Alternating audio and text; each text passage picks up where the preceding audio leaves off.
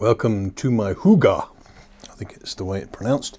Hygge. The Danish idea of that snug place where you can relax and reflect. And today's been quite a big day for me. I was looking at some articles about a man I've admired for a long time, Deepak Chopra. And dear Deepak, because of the Epstein bomb going off, is in deep poo. And along with him, the whole well-being industry is coming into question, because nobody, just about nobody, Tony Robbins, Mel Robbins, your great heroes, nobody's said anything, because it reflects terribly on all of us. And as a trained theologian, I know this feeling because the church has felt it for years and years, because of the terrible witness of so many Christians.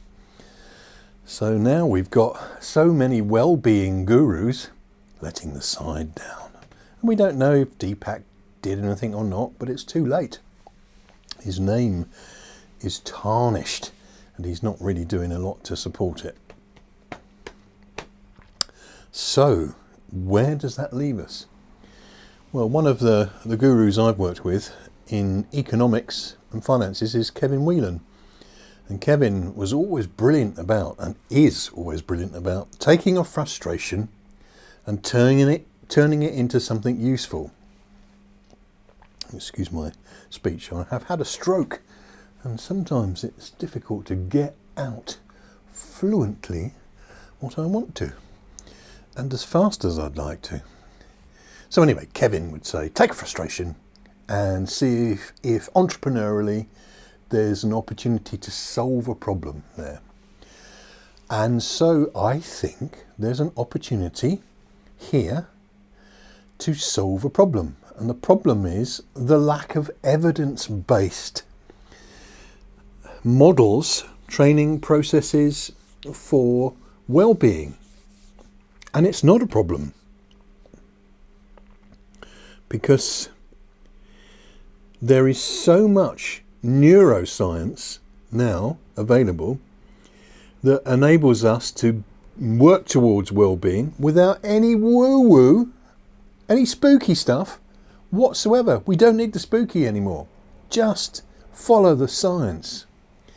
And so, in response to a Substack couple of articles that were highlighting the peril of the well-being industry, and it's multi-billion, think Oprah Winfrey, Tony Robbins, etc. There's an opportunity for us to start a new Substack, which is what I've done today.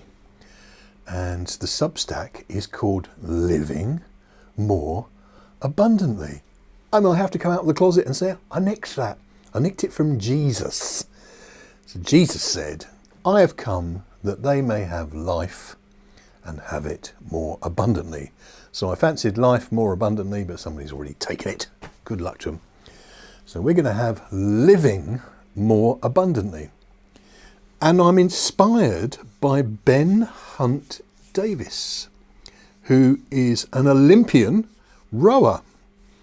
And he has inspired thousands of people and thousands of school children too, with his story about how the Olympic rowing team for Great Britain became gold medalists. And just to do a short précis of the story, basically they realised the one thing they needed to focus on is, will this make the boat go faster? So if they had an opportunity to party all night, they went, will this make the boat go faster? And the answer, if it was no, meant that you didn't party all night.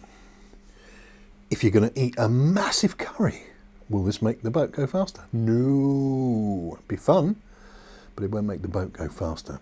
So that was their sole focus. Well, we're going to have three focuses. 3 points of focus. The key question is, will this make life better? So for the blog, the Substack blog, the podcast and the videos, that's our big question. Will this make my life better?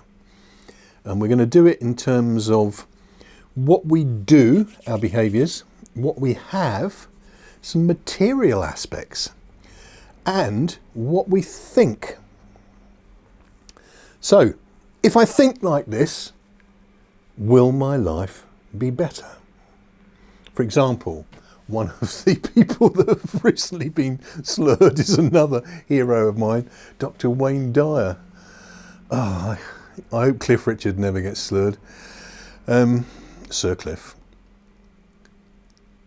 And he said brilliant things, including, I can choose peace rather than this. So we ask with the filter, if I think like this, I can choose peace rather than this. Will my life be better? Yes. Yes. If we were to do a material thing, I use wisdom flossers. What is this doing in this podcast, this vlog, this video? But actually, my life is so much better, because I've got bad teeth, because of one product from Wisdom. And it's helped me keep my teeth. Will it make my life be better? Yes, absolutely. And my breath too. And then the last one for this little video, introduction to what really is a mission to make your life better. It is something to do. So I'm going to suggest to you that you take a physical action break every 45 minutes, especially if you're sitting for hours and hours and hours at the computer, and maybe the synthesizer, in one posture. Toxins build up in your lymphatic system. The lymphatic system is pumped by physical muscular activity. So if you have an energetic physical break every 45 minutes, you will avoid your work becoming a pain in the neck. Or even worse, a pain in the... well, I can't say it, can I? So there's an example of what we're going to explore. Will this make my life better? Whether it be fidgeting to have a fluid adjustment break, flossing, or thinking. Thinking in a much better way. That's what every show is going to do, whether it be the blog, the podcast, or the video vlog. So I hope you'll join our community, and I look forward to welcoming some of you as guests on the shows, because you know loads of things we can think, do, and have to make our lives better. Will it make our life better? Yes.